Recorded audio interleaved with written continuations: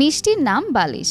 নেত্রকোনা শহরের বারহাট্টা সড়কের গয়ানাথ মিষ্টান্ন ভাণ্ডারের স্বত্বাধিকারী গয়ানাথ ঘোষ শত বছরের বেশি সময় আগে বালিশ মিষ্টি উদ্ভাবন করেন। গয়ানাথের স্বপ্ন ছিল নতুন কোনো মিষ্টি আবিষ্কার করা। একদিন তিনি বিশাল সাইজের একটি মিষ্টি তৈরি করলেন এবং ক্রেতাদের খেতে দিলেন, এবং ক্রেতারাও খুব প্রশংসা করলেন। এর আকার অনেকটা কোল বালিশের মতোই, তাই ক্রেতাদের পরামর্শে মিষ্টিটির নাম রাখলেন বালিশ। স্বাদে অতুলনীয় হওয়ায় অল্প দিনেই সর্বত্র ছড়িয়ে পড়ে এই বালিশ মিষ্টির নাম। এর উদ্ভাবক হিসেবে ব্যাপক পরিচিতি পান গয়ানাথ ঘোষও। লোকমুখে বালিশের নাম হয়ে ওঠে গয়ানাথের বালিশ, যা দেশ বিদেশের ভোজন রসিকদের কাছে অত্যন্ত জনপ্রিয়।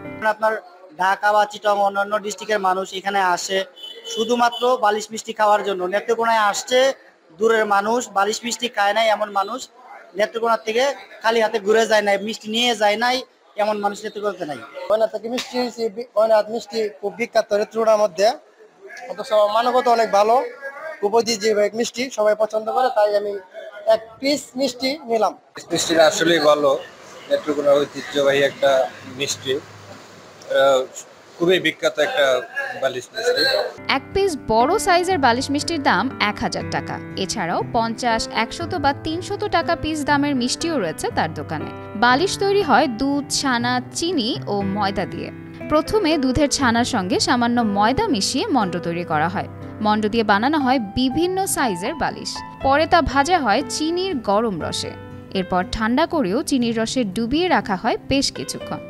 একসময় তার রসের টইটুম্বুর হয়ে যায়। বিক্রির সময় বালিশের ওপর দেওয়া হয় ক্ষীরের প্রলেপ আর দুধের মালাই। আমরা এলাকার গাভীর দুধ দিয়ে ছানা তৈরি করি নিজের হাতে, তারপরে ওইটা পরিমাণ মতো ময়দা মিক্সিং করতে হয়, মিক্সড করতে হয়, ভালো করে ফিনিশিং করে বালিশ আকৃতি তৈরি করতে হয়। তারপরে আমরা শিরায় সিদ্ধ করি। আর এটা গয়নাথ ঘোষের আদি গয়নাথ পাই আসছে বালিশ মিষ্টিটা।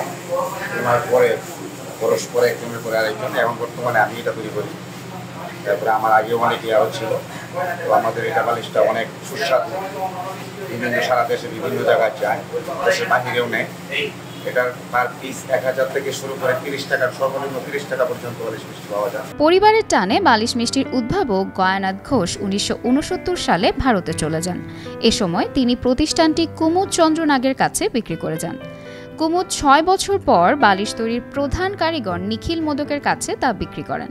নিখিলের মৃত্যুর পর এটি পরিচালনা করে আসছেন তার 3 পুত্র বাবুল, দিলীপ ও খোকন মোদক। প্রথম স্বর্গীয় গয়নাথ মিষ্টান্ন গয়নাথ ঘোষ শুরু করছে, তারপরে নিখিল চন্দ্র মোদক, এখন আমরা 3 ভাই, বাবুল মোদক, দিলীপ মোদক এবং খোকন মোদক। এবং দীর্ঘ দিন ধরে এই বিজনেস আমরাই পরিচালনা করে আসছি।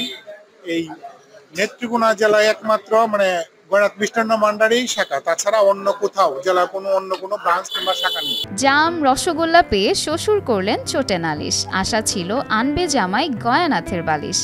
এই অঞ্চলে বালিশ মিষ্টির ঐতিহ্য নিয়ে প্রচলিত বহু ছড়া যুগ যুগ ধরে চলে আসছে আমজনতার মুখে মুখে।